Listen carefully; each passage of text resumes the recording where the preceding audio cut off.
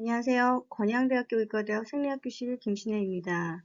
오늘은 지난 시간에 이어서 국소 혈류량의 조절에 대해서 조금 더 자세히 들어가 설명을 해보도록 하겠습니다. 지난 시간에 국소 혈류량의 조절에 대해서 배웠습니다. 대사성 자동 조절이라는 것을 배웠고, 대사성 자동 조절이란 대사량에 의해서 혈류량이 변화하는 것을 뜻하는 것입니다. 이때 국소 혈류량의 조절이 각각 우리 몸을 이루고 있는 장기마다 어떠한 변화를 일으키면서 순환이 조절되는지 좀 더 자세히 예를 들어 설명해 보도록 하겠습니다. 지난 시간에 우리가 수업을 잘 했다면, 그리고 오늘 수업을 제대로 한다면, 일단 혈류가 증가하는 부위를 각각 다르게 설명할 수 있어야 합니다. 우리 몸에서 일어나는 각각의 변화마다 어느 장기로 지나가는 혈류량은 증가하는 대신에 반대로 다른 장기로 지나가는 혈류량은 감소할 수 있다는 그러한 원리에 대해서 잘 기억을 하시길 바랍니다. 또한 식사를 하거나 우리 몸이 운동을 할 때에 이 관계에 맞춰서 각각 혈류의 변화는 어떠한 일이 일어나는지를 설명할 수 있도록 하겠습니다. 오랜 시간 동안 등산을 하면 혈압이 떨어지는 이유에 대한 설명을 하고, 또 우리가 출혈이 일어나면 피부를 따뜻하게 해서는 안 되는 그러한 이유들에 대해서 혈류량의 조절에 초점을 맞춰 설명을 해보도록 하겠습니다. 지난 시간에 대사성 자동 조절이라는 것을 설명했습니다. 대사성 자동 조절이란 대사량에 따라서 혈류량이 조절되는 방식입니다. 대사성 자동 조절에는 두 가지가 있지요. 하나는 활동성 충혈, 그리고 또 하나는 반응성 충혈입니다. 활동성 충혈은 주로 운동 시에 골격근에서 변화하는 충혈 방식입니다. 이때의 운동이란 근육이 매우 강화돼서 혈관을 누를 정도의 운동이 아니라 가벼운 운동이라고 기억을 하시면 좋겠습니다. 가벼운, 그래서 우리 몸의 대사량이 증가할 수 있는 정도의 그러한 운동, 그래서 전신 운동 혹은 유산소 운동 정도의 골격근이라고 설명할 수 있겠죠. 이때 골격근으로 지나가는 골격근 혈관이 이완하면서 동시에 골격근에 공급되는 혈류량이 증가되는 방식이 이 활동성 충혈의 예로 설명할 수 있겠습니다. 또 하나는 우리가 음식물을 섭취하게 되면 음식물 섭취에 따라서 소화가 일어나는데, 이 소화 기계 안으로 제공되는 혈류량이 일시적으로 증가합니다. 이는 소화에 필요한 많은 효소와 호르몬을 운반하기 위해서 위장관을 둘러싸고 있는 위장관막 동맥이 이완을 하면서 위장관의 혈류량이 증가하는 현상을 보이는데, 이때 또한 이와 같이 위장관이 운동을 하면서 동시에 혈류량이 증가하는 활동성 충혈을 보이게 됩니다. 국소 대사량이 증가함에 따라서, 즉 일의 양이 증가함에 따라서 동시에 혈류량이 증가하는 형태를 보이는 게 바로 활동성 충혈에서 보여지는 형태입니다. 이거와는 좀 다르게 반응성 충혈이 있습니다.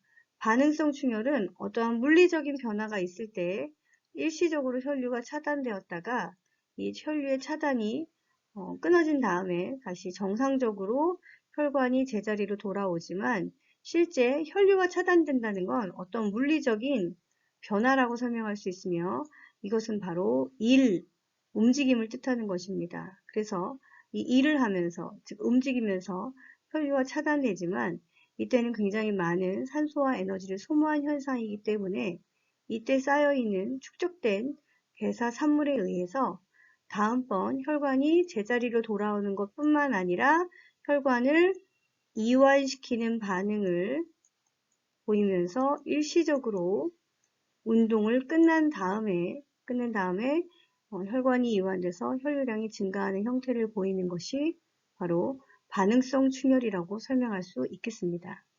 반응성 충혈은 그렇기 때문에 국소 부위의 혈류의 차단이 따라갑니다.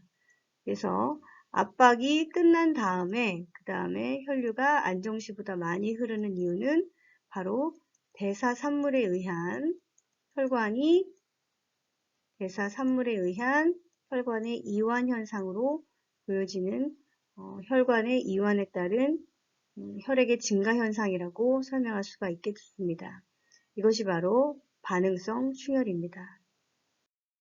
그렇다면 대사에 의해 각각 장기별 혈류량이 어떻게 조절되는지를 한번 살펴보도록 하겠습니다. 즉 상황에 따라 각각 장기로 지나가는 혈류량이 어떻게 변화하는지를 살펴보면, 운동을 우리가 시작을 합니다. 운동을 시작하면 동시에 과격한 운동부터 들어갈 수는 없겠죠. 그래서 전체적으로 우리 몸의 대사량이 증가하기 시작을 하고 우리 몸의 혈액순환이 빨라지기 시작을 할 것입니다. 이때 제일 먼저 골격근의 움직임이 있기 때문에 따라서 골격근으로 지나가는 혈류량이 증가할 것이고, 그 다음에 심장이 빠르게 뛰면서 심장에 필요한 혈류량을 제공하는 관상순환이 많은 양의 혈액을 증가한 상태로 가져갈 것입니다. 이러한 모든 움직임을 조절하는 데 있어서 뇌 기능이 매우 중요하기 때문에 그 다음에는 이제 뇌로 지나가는 혈류량이 증가할 것이라고 여겨집니다. 그렇다면 신장, 소화기계, 피부로 지나가는 혈류량은 어떻게 될까요? 신장으로 지나가는 혈류량은 당연히 감소할 수 있을 것이고, 나머지 뇌나 관상순환, 골격근으로 지나가는 혈류량이 증가한 반면에 나머지 부분, 소화기계나 피부로의 혈류량은 감소할 것이라고 여겨집니다. 일단 운동을 하면 혈류가 많이 가는 부위는 이라고 설명한다면, 운동을 했을 때 아까 말씀드린 대로 골격근, 관상순환, 그리고 뇌로 지나가는 혈류량이 증가할 것이고, 차차 상황에 따라 변화를 갖고 혈류량의 조절이 일어나겠지만, 실제 처음에 운동을 시작하는 순간에서는 골격근, 관상순환, 뇌로 지나가는 혈류량이 증가할 것이라고 여겨집니다. 자, 이렇게 운동을 하고 있다면 우리가 뇌로 가는 혈액, 그리고 심장으로 지나가는 혈액, 또한 골격근으로 지나가는 혈액량이 증가할 텐데, 만약에 식사를 하고 난 다음에서는 어떠한 변화가 일어날까요? 식사를 하고 난 다음이라면 바로 소화기계로 지나가는 혈류량이 매우 증가를 할 것입니다. 상대적으로 워낙에 많이 지나가는 혈류량이 더 많이 증가를 하게 된다면 나머지 기관으로 지나가는 혈류량은 감소하게 될 것이고, 만약에 식후 소화기계로 지나가는 혈류량이 많아진 상태라면 실제 뇌나 관상순환이나 골격근으로 지나가는 혈류량이 떨어지기 때문에 뇌의 능률은 감소할 것이고 심장이 조금 느리게 뛸 것이며, 또한 골격근의 수축 운동이 적게 일어나서 실제 식사를 한 다음에 만약에 운동을 하게 된다면 골격근으로의 에너지 소비량은 감소하기 때문에 운동에 대한 능률은 상당히 떨어질 것이라고 생각이 됩니다. 식후에 운동을 하면 이렇게 골격근으로 지나가는 혈류량이 상대적으로 소화기계로 많은 양 분포되기 때문에 운동에 대한 능률은 떨어질 거고, 하지만 이제 고민을 하겠죠.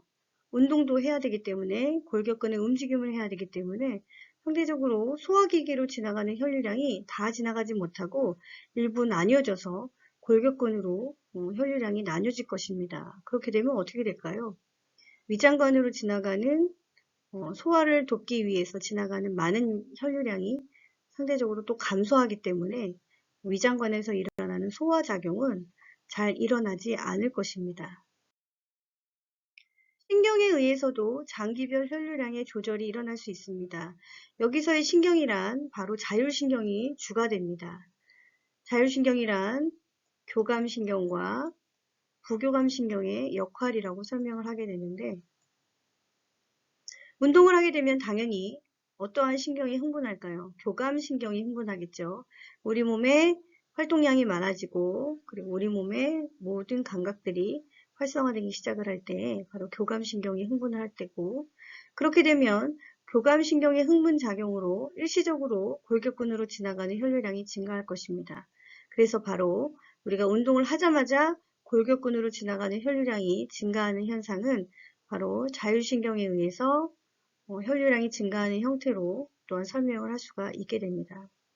관상순환으로도 당연히 교감신경의 흥분에 의해서 아드레날린이 분비되면 심장을 에워싸고 있는 자율신경 중에 교감신경의 작용으로 인해서 심장의 운동량이 증가하고, 또한 이때 심장의 운동에 필요한 산소와 영양분을 공급하기 위한 관상동맥은 자연스럽게 확장되면서 관상동맥이 갖고 있는 혈류량이 증가해서 심장을 에워싸는 혈류량이 증가하는 형태를 띠게 됩니다.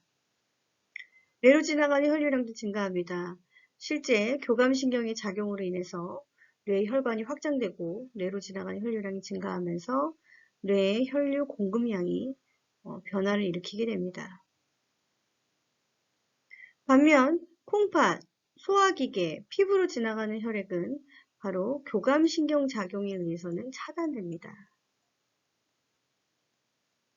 그래서 우리가 운동을 하게 되면 교감신경이 흥분을 하게 되고 이로 인해서 콩팥, 즉 신장이죠. 신장, 소화기계, 그리고 피부로 지나가는 혈류량은 감소합니다. 즉 신장으로 지나가는 혈관이 수축을 하고 소화기계로 지나가는 혈관이 수축을 하고 피부 혈관이 수축을 하면서 이 세 곳의 혈류량은 감소하기 시작을 합니다. 그렇다면 감소되고 나머지의 혈류량은 다 어디로 공급이 되느냐? 바로 뇌, 관상동맥 또한 골격근으로 분배돼서 이쪽으로 지나가는 혈류량이 증가하는 형태를 보이게 될 것입니다. 운동 시에 체온이 증가하면 어떻게 될까요?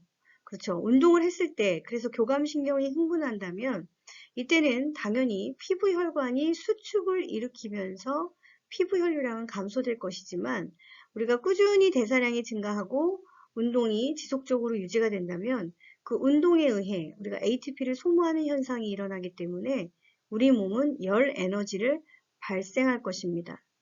이 열 에너지는 열 발산으로 이어지기 때문에 피부가 할 수 있는 열 발산은 바로 피부 혈관이 이완되면서 혈류가 갖고 있는 뜨거운 기운을 밖으로 발산해서 우리 몸의 체온을 떨어뜨리는 역할을 하기 때문에 운동 시 시작과 동시에 교감신경에 의해서의 작용은 당연히 피부 혈관이 수축을 일으킬 것입니다.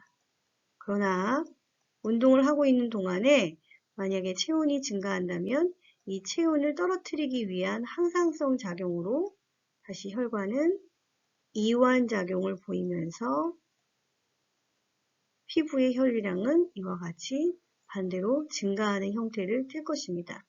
그래서 우리가 경험을 해봤겠지만 운동을 시작을 합니다. 그럼 오히려 피부의 기운이 떨어지는 현상을 보일 수 있겠습니다. 왜냐하면 운동 시작과 동시에 교감신경이 흥분했기 때문에 피부를 에워싸고 있는 피부 혈관이 일시적으로 수축을 해서 피부는 차가운 것처럼 느껴지는 것이 우리가 확인이 될 것입니다. 그러나 운동을 20분, 30분 유산소 운동을 꾸준히 하다가 지속적으로 운동량을 증가하고 그 시간이 늘어나면 늘어날수록 우리가 갖고 있는 에너지의 소모가 증가하기 때문에 그 에너지의 소비 이후에는 열 에너지가 발생을 합니다. 그러면 이 열 에너지를 우리 몸 밖으로 내보내기 위해서, 즉 우리 몸의 체온을 적당한 온도, 36도 5부의 온도를 유지하기 위해서 체온이 상승하는 것을 막기 위한다면 이때는 바로 피부 혈관이 이완을 하면서 열 발산을 일으키는 항상성의 변화가 일어나는 현상으로 나타날 것입니다. 약간 상반된 모습을 보입니다. 교감신경에 의해서는 혈관이 수축을 하지만 우리가 열 발생 그리고 열 발산을 한다면 다시 피부 혈관이 이완해서 밖으로 열을 날려보내는 그러한 두 가지의 양면성을 가지고 피부 혈관이 조절작용을 보일 수가 있게 됩니다. 운동을 하게 되면 각각 장기별 혈류량의 변화는 당연히 따라가게 됩니다. 운동을 한다면 그 운동에 따라서 운동량이 증가하는 곳으로 혈액량이 상대적으로 증가할 건데 그 중에 가장 큰 변화는 바로 근육으로 가는 혈류량이 증가하는 변화입니다. 또 하나 심장으로 가는 혈류량이 증가할 것이고 이때 심장은 심장의 관상동맥의 혈류량이라고 설명할 수 있습니다. 또 머리로 가는 혈류량이 증가할 것이고 이렇게 증가하는 혈류량의 대신에 반대로 감소하는 혈류의 소비량도 있을 것입니다. 그림대로 콩팥으로 지나가는 혈류량이 감소하고 그래서 소변을 만들어내는 기능이 좀 떨어지게 됩니다. 간으로 지나가는 혈류량이 감소할 것이고 피부로 지나가는 혈류량은 열 발산을 위해서 일시적으로 증가하는, 운동 시작과 동시에는 이런 반응이 나타나지 않지만 장기적으로 오랜 동안 운동을 하게 된다면 피부로 지나가는 혈류량은 증가해서 피부에 열 발산을 하기 위해 피부 혈관이 확장되는 그러한 변화를 보이게 될 것입니다. 출혈이 일어나면 순환계도 그거에 따른 적응을 하게 됩니다. 출혈이 일어났다는 건 우리가 갖고 있는 혈액, 즉 체액이 감소된 현상을 보이는 것이기 때문에 자연스럽게 혈압은 떨어질 수밖에 없습니다. 그래서 우리 몸의 출혈 또는 탈수에 의해서 체액량이 감소되면 우리가 갖고 있는 물의 양, 즉 혈액량이 감소되면 자연스럽게 그 혈액이 압력을 통해서 순환되는 힘이 떨어지게 됩니다. 그래서 심장이 적은 양을 뿜어내게 되고, 그리고 돌아와서 다시 오심방으로 들어가는 정맥 환류는 감소할 수밖에 없겠죠. 그렇다면 혈압은 또 자연스럽게 또 떨어질 것입니다. 왜냐하면 정맥 환류의 양이 감소했기 때문에 그 감소된 혈액량을 가지고 다시 심장이 짜서 내보내야 하기 때문에 또 혈압은 떨어진 상태를 보일 것입니다. 그렇다면 우리 몸은 혈압이 떨어졌기 때문에 이 떨어진 혈압을 다시 끌어올리는 조건으로 혈액이 분산되는 현상을 일시적으로 차단하게 됩니다.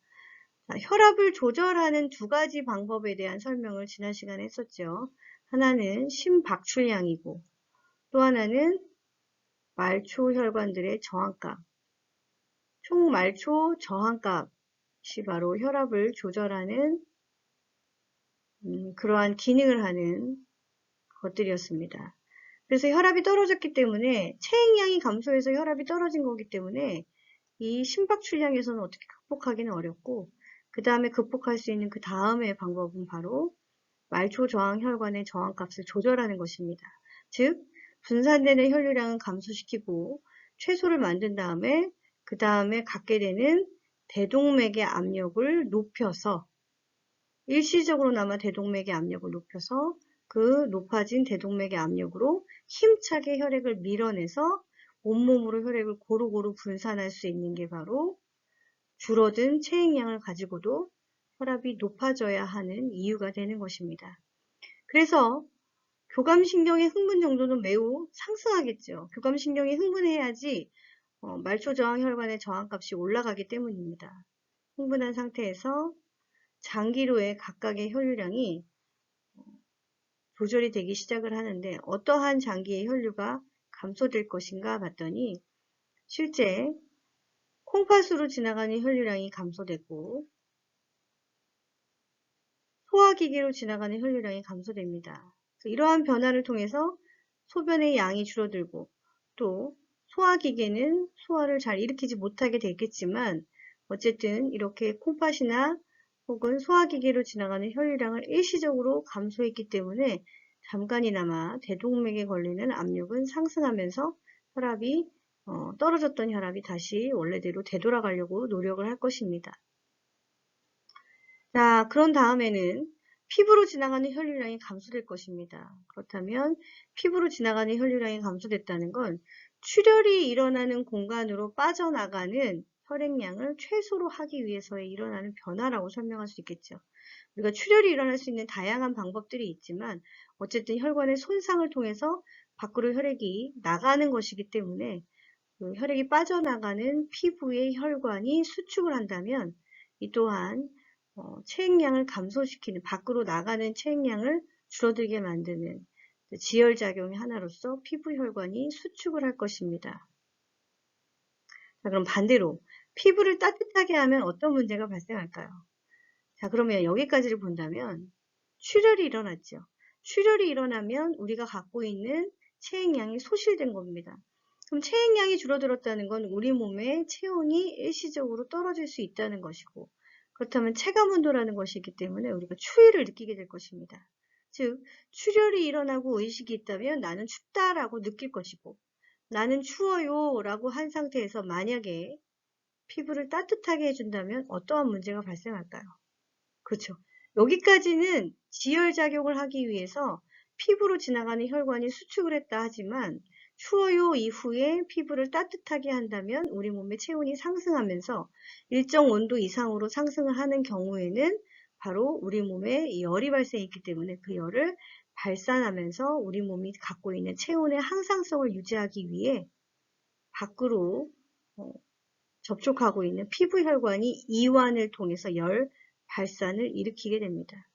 피부를 따뜻하게 하면 어떤 문제가 발생할까요? 바로 피부 혈관이 수축을 하고 있다가 다시 이완, 확장을 일으키는 그러한 변화를 일으키면서 출혈이 끝나는 게 아니라 출혈해서 피부를 따뜻하게 하면 출혈이 더 출혈로, 즉 과다 출혈로 이어질 수 있다. 즉 지혈작용이 제대로 일어나지 않을 수 있다라고 우리가 생각해 볼 수가 있게 됩니다.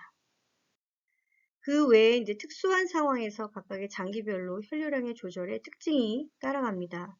그 중에 하나가 바로 폐순환입니다. 폐순환을 pulmonary circulation이라고 하죠. 폐로 혈액이 지나갑니다. 그 이유는 바로 가스 교환을 하기 위해서 혈액이 지나가는 것입니다.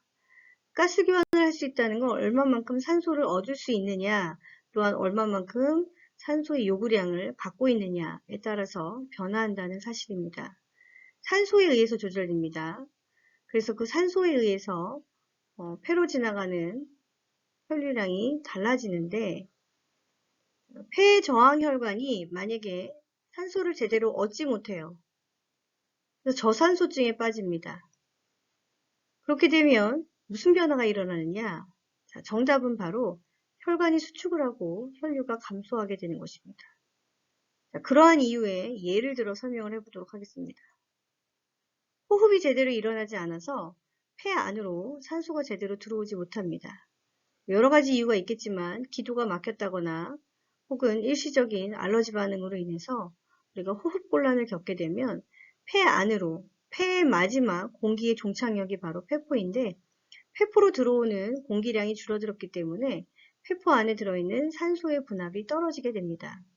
그러면 폐로 이렇게 공기가 들어와서 들어오는 공기를 가지고 폐가 갖고 있는 혈관들이 서로 가스 교환을 일으켜야 되는데, 자, 하나는 정상적인 폐고, 하나는 이렇게 공기가 제대로 들어오지 못하는 그러한 폐라면, 정상적인 폐에 공기가 들어오지 못하는 폐, 이렇게 두 개를 갖고 있는 사람이라면, 호흡곤란을 겪은 이 B 케이스의 폐에서는 이 공기가 적게 들어왔기 때문에 폐포 자체가 바로 이렇게 산소 분압이 떨어져 있는 형태를 갖게 됩니다. 그러면 B 쪽으로 들어온 공기, 즉 산소가 줄어들었기 때문에 실제 이 B는 A에 비해서 가스 교환율이 정상적으로 작동할까요? 아니면 그보다 훨씬 더 떨어질까요? 그렇죠. B는 A보다 가스 교환의 기능을 제대로 하지 못할 것입니다. 그렇다면 굳이 가스 교환의 기능을 하지 못하는 산소와 이산화탄소의 기체 교환을 할 수 없는 이 B 쪽으로 아무리 많은 혈액이 지나간다 하더라도 공급받을 수 있는 산소의 양이 줄어들었기 때문에 실제 B는 많은 양의 혈액을 가져간다 하더라도 가스 교환율은 여전히 떨어져 있는 상태로 만들어질 것입니다. 그렇다면 우리가 A와 B가 밸런스를 맞춰서 제대로 기능을 해야지 우리가 필요로 하는 산소 요구량을 맞춰줄 텐데 실제 둘 중에 하나인 B가 그 기능을 하지 못한다면 B는 그 기능을 위해서 애써서 혈액을 계속해서 공급할 이유를 만들지 말고 그냥 B 쪽으로의 혈액은 아예 차단을 시켜버리는 방법을 선택을 하는 것입니다.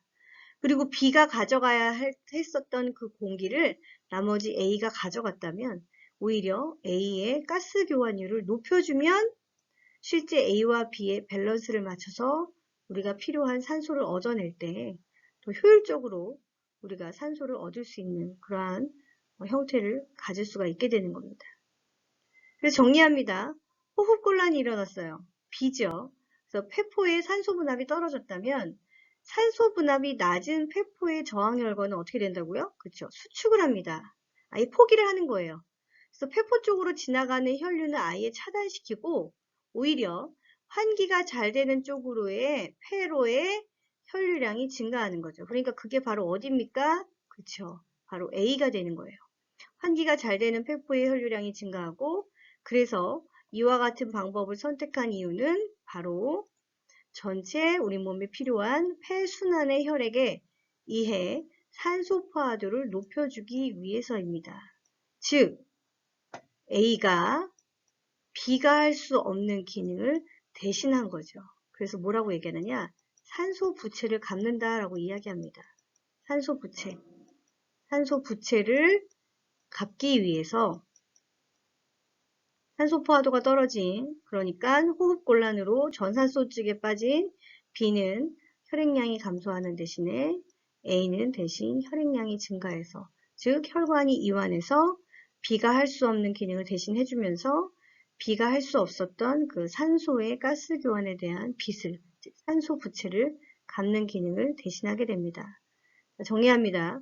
폐순환에 의해서는 기능을 잘하고 또한 가스 교환율이 높을 수 있는 그러한 능률을 높이기 위해서 실제 산소가 제대로 들어올 수 없는 폐 쪽으로는 오히려 저항혈관이 수축을 하고, 공기가 잘 들어오는 폐 쪽으로는 더 왕성하게 가스 교환을 일으킬 수 있는 정상 폐의 경우는 더 많은 혈액의 증가를 통해서 우리 몸이 전체적으로 필요한 산소 포화도를 높여주는 그러한 기능을 하게 됩니다.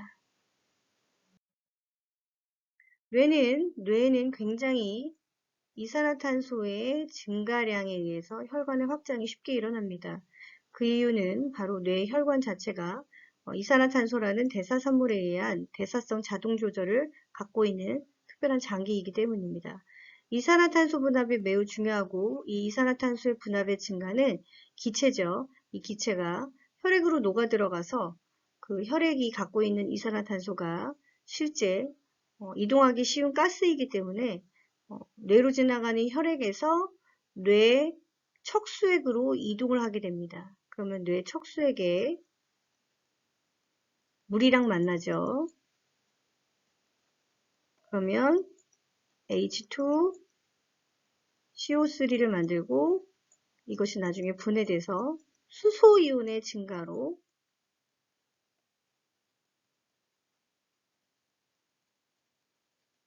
이어갑니다. 그래서 결국 혈액 안에 이산화탄소가 증가했다면 뇌로 지나가는 뇌 척수액이 갖고 있는 수소의 양이 증가해서, 즉 수소의 농도가 증가해서 뇌 척수액의 pH가 매우 떨어지겠죠. 그러면 이때 뇌 동맥이 확장해서 혈류량을 증가시켜 줍니다.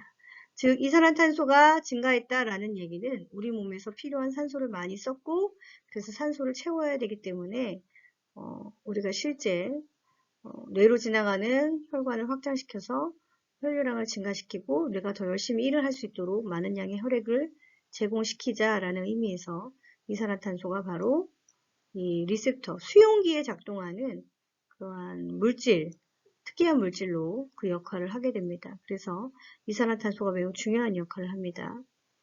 골격근의 순환은 두 가지가 있습니다. 하나는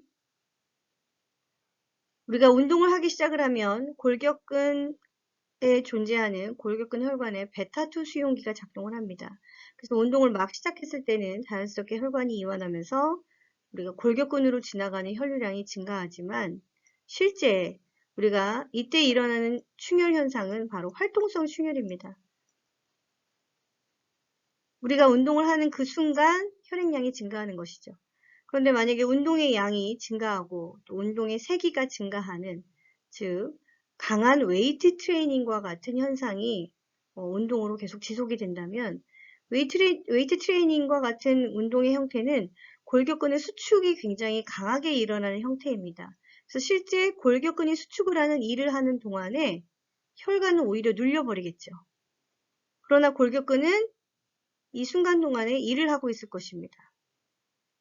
골격근이 수축을 하면서 골격근이 두꺼워질 때 그 사이에 끼어있는 혈관이 압박을 통해서 눌려 있다가 골격근이 운동을 끝내고 운동을 쉬게 되면 그 압박이 풀리지만 좀 전에 쌓여 있었던, 즉 골격근이 수축을 하면서 형성했던 대사산물이 있습니다. 이 대사산물에 의해서 혈관이 자극을 받죠. 그럼 어떻게 될 것입니까? 혈관이 그냥 압박을 푸는 게 아니라 혈관이 더 이렇게 확장돼서 이만큼의 혈류의 증가로 이어지게 됩니다. 그러면 이것은 바로 충혈의 형태로 봤을 때 어떤 충혈일까요? 그렇죠. 바로 반응성 충혈이라고 볼 수가 있습니다. 자, 그렇다면 골격근의 순환은 크게 두 가지네요. 활동성 충혈은 운동을 막 가볍게 시작했을 때, 또 하나는 반응성 충혈로 운동을 아주 강하게 일으키고 있을 때라고 설명할 수 있습니다. 골격근의 순환은 두 가지 방식으로 작용한다. 베타2 수용기의 우세작용과 그리고 국소 대사산물에 의해서 만약에 혈관을 확장한다면 이와 같이 반응성 충혈을 통해서 일어나는 골격근 순환이 발생할 수 있다는 거, 운동의 형태에 따라서 두 가지의 양상이 보여진다는 거 기억하시길 바랍니다. 그 외에는 이제 콩팥이 있습니다. 콩팥이 하는 역할은 바로 소변을 만드는 것이죠. 그래서 우리가 혈장량, 즉 무슨 양이냐? 혈액이죠. 혈액의 양에 따라서 신장의 혈류량이 변화가 일어나는데, 즉 혈장량이 증가하면 혈압이 올라갑니다. 혈압이 올라가는 것을 막기 위해서 밖으로 배출시키는 체액량이 많아지겠죠. 그럼 자연스럽게 콩팥으로 지나가는 혈액량이 많아집니다. 즉 혈장량이 증가하거나 혈압이 올라가게 되면 콩팥으로 지나가는 저항혈관이 확장, 이완하면서 콩팥으로 지나가는 혈류량이 증가합니다. 그래서 소변의 배설량이 증가하니까 이로 인해서 혈압을 낮출 수 있는 그러한 변화를 갖게 되는 거고, 반대로 혈압이 떨어지고 있어요. 즉 혈장량이 감소되면 소변으로 똑같이 배설량을 그대로 유지한다면 혈압은 더 떨어지겠죠. 그래서 이때는 바로 신장으로 지나가는 저항혈관이 수축을 하면서 자연스럽게 신장 혈류량이 감소돼서 다시 혈압을 높이는 방법으로 이렇게 혈압 조절에 대한 항상성을 갖게 됩니다.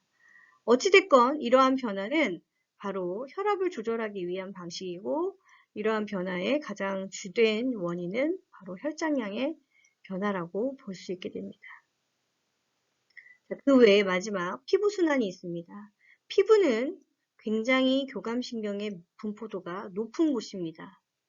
그래서 우리가 출혈이나 탈수에 의해서 아주 빠르게 교감신경이 흥분한다면, 그렇죠.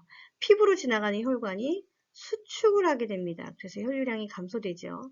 그런데 출혈이 일어나서 내가 느끼는 체감온도가 떨어져서 춥다라고 느껴서 나를 따뜻하게 해주세요 라고 담요를 덮게 된다면 오히려 우리 몸에서는 열이 발생해서 온도가 올라가게 됩니다. 자, 그러한 변화처럼 운동 중에도 체온이 상승하게 되면 이때는 우리 몸이 갖고 있는 열을 발산시켜야 돼요. 그때는 오히려 우리가 교감신경이 작용하는 현상이 살짝 억제되면서 그 억제작용을 통해서 피부 혈관이 조정받고 있었던 것이 풀리게 됩니다. 즉 피부 동맥이 수축해서 원래 제자리로 돌아가는 거죠. 확장. 그래서 체외로 열을 발산할 수 있도록 그렇게 만들어줍니다. 이 둘은 상반된 작용을 보인다는 거. 교감신경의 작용, 그리고 열 발산의 온도 조절, 이렇게 두 가지가 서로 상반된 작용을 보인다는 거 꼭 기억을 하시길 바랍니다. 교감신경이 작용하면 우리가 피부혈관이 수축을 하지만 운동을 하거나 혹은 우리 몸이 체온이 일시적으로 상승한다면 그 교감신경의 작용이 억제되는 거예요. 그래서 수축을 하고 있었던 피부혈관이 풀리면서 밖으로 체외로 열을 발산할 수 있도록 피부 동맥의 혈류량이 증가하는 형태를 보이는 게 바로 피부순환의 양면성이라고 볼 수 있게 됩니다. 여기까지는 바로 우리 몸에서 일어나는 국소 혈류량의 조절이 다양한 방식으로 일어나고 있다는 것을 설명한 이야기입니다.